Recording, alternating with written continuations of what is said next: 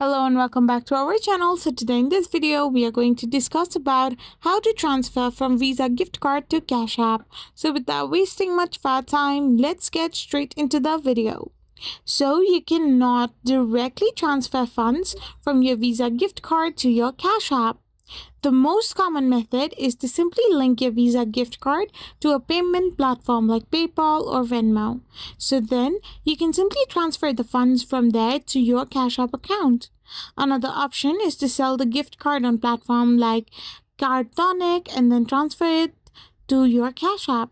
So for direct transfer, you need to simply use Venmo and like PayPal kind of stuff. You cannot possibly do it as Cash App does not allow you to directly add funds from your gift card.